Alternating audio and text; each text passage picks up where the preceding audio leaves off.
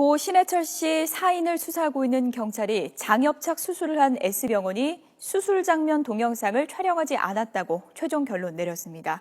신 씨의 수술을 집도한 병원장은 모레 처음으로 경찰 조사를 받습니다. 취재기자 연결되어 있습니다. 한동호 기자. 네, 사회부입니다.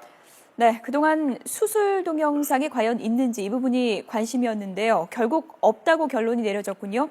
네, 그렇습니다. 경찰은 시술 장비 등을 분석한 결과 복강경 동영상을 찾지 못했다고 밝혔습니다.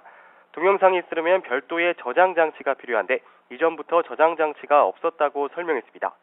수술을 도왔던 병원 간호사도 동영상을 촬영한 적이 없다고 진술했습니다. 경찰은 동영상이 촬영된 뒤 삭제된 정황도 없었다며 사실상 영상은 없다고 선을 그었습니다. 또 수술실 CCTV는 있지만 수술 장면이 명확히 드러나지 않아 과실 여부를 알 수 없다고 덧붙였습니다. 네, 그런데 그렇다면 경찰이 수술 과정에서 과실이 있었는지를 입증하기 어려워진 게 아니냐 하는 생각이 드는데 어떻게 봐야 될까요? 네, 꼭 그런 것만은 아닙니다. 수술 뒤 신 씨가 사망에 이르기까지 S병원이 어떤 의료 조치를 했는지가 관건인데요. 신 씨의 생명이 위중한 상황에서 신 씨의 퇴원을 내버려뒀다면 과실 책임을 물을 수도 있습니다. 하지만 병원의 조치가 통상적으로 다른 병원에서 이뤄지는 수준이었다면 책임을 피해갈 수 있습니다. 장기에 천공이 생긴 시점도 수술 전후의 자료를 비교하면 추정할 수 있는데요. 경찰은 수술을 하다 실수로 장기를 건드려 구멍이 생겼을 가능성도 집중 조사하고 있습니다.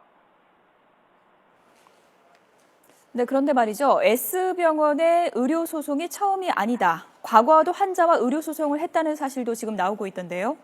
네, S병원은 여러 차례 법적 소송을 거쳤는데요. 지난 9월 서울중앙지방법원은 강모 원장의 수술 과정에서 일부 과실이 있었다고 인정하고 환자에게 2,700만 원을 배상하라고 판결했습니다.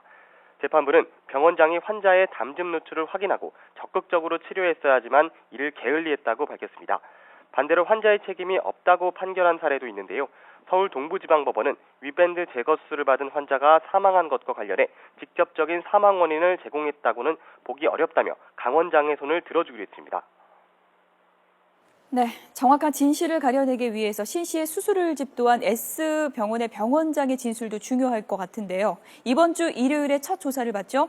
네, 그렇습니다. 신해철 씨의 장협착 수술을 집도한 병원장 강모 씨는 모레 경찰서에 출석합니다.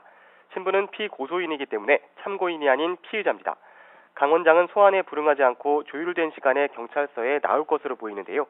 지난달 31일 고소장이 접수된 뒤 소환 조사까지 열흘이 걸렸습니다. 강 원장 측은 고소 내용에 대해 충분히 준비할 시간을 달라며 소환 날짜를 조율해왔습니다. 경찰은 2주 정도 안에 신 씨의 사인에 대한 수사 결론을 내릴 방침입니다. 지금까지 사회부에서 YTN 한동우입니다.